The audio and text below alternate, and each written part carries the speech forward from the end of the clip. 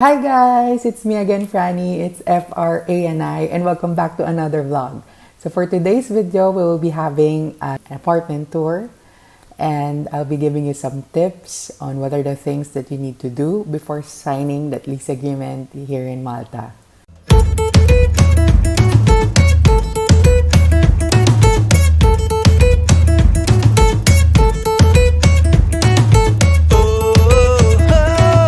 Before we begin the tour, let me just give you some facts about our apartment. So this is a 3-bedroom unit apartment located in a prime area here in Malta. It's just a spitting distance away from where I'm working, so this is really an ideal apartment for me. We are paying 800 euros for the whole apartment, plus 20 euros for the common use area fee. As a style, it's quite on the old side. Definitely, it's not modern. Well, later on, you will see it by yourself, so you would know what I'm talking about. But despite the fact that it's on the old side, what I love about this apartment, aside from the fact that it's near my office, is that it's just 3 steps away from the bus stop. So there's a bus stop right across our apartment, so I can easily commute from one place to another. And it's nearby restaurants and grocery stores, which is really important for me. So this video is specifically dedicated for those people who are wondering how does a Maltese apartment looks like. Well, this is the perfect video for you. So without further ado, let's begin the tour.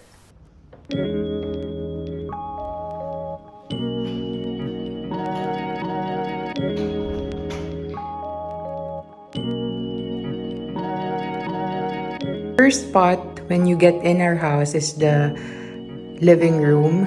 So everything that you are seeing here, the television and the sofa set, including the coffee table, are all provided by our lessor. So we did not bring anything at all, except of course for those plants and my bike as well. So, but all of that provided in a lessor.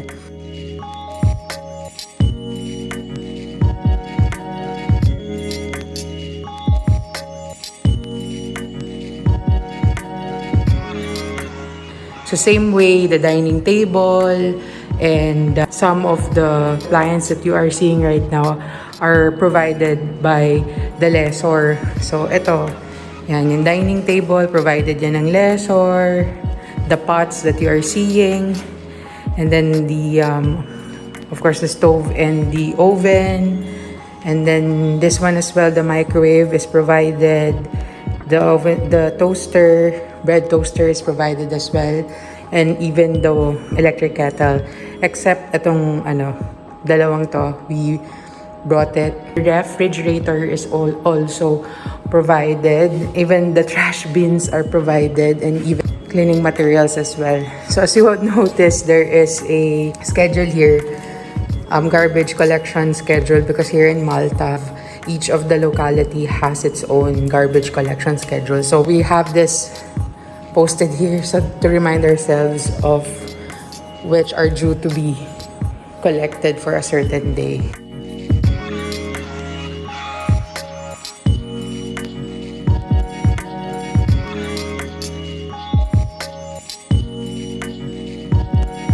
So yeah, so that's it.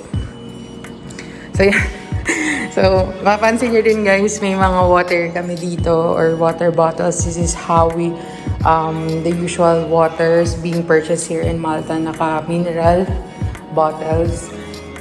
I usually just convert my points from the supermarket to buy these. Kasi sayang din naman. So, pag mag-grocery kayo, make sure na magpa-member kayo so that you can earn points and you can convert them. Sayang din kasi medyo mahal din yung water.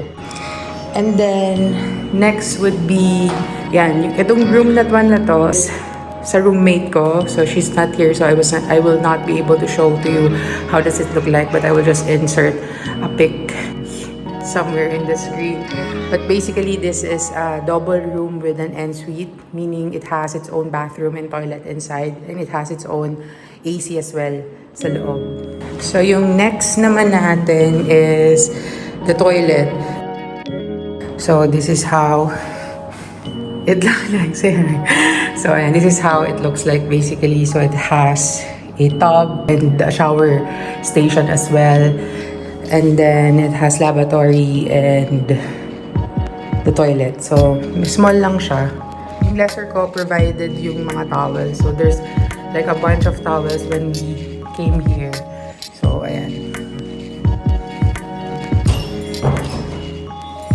And then, next, this is my former roommate's room. So, this is the smallest among the 3 rooms at the moment. This is a single bedroom. So, as you would see, provided yung kama, so provided yung bed frame, the mattress itself, even the sheets and the pillow provided yan. They also provide these 3-layer drawers and a small cabinet and also a fan. And then meron ding heater for the winter. Next is my bedroom. So this is where I stay. So before you can enter in my room, there's another door. This is the box room where we store most of the things that we don't usually use. So yan, storage area lang siya.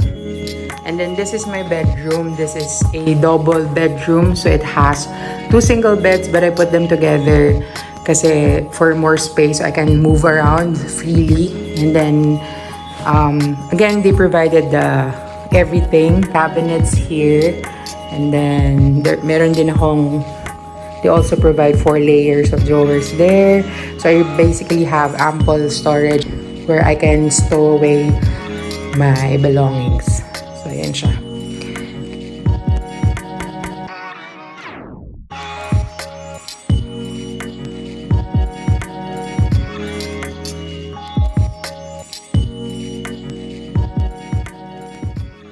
When doing apartment visits and inspection, make sure to be meticulous. I know some of you might be shy to open the lights or check those things inside the house, but guys, the inspection is there to scrutinize the house and make sure that it's something that is livable for you.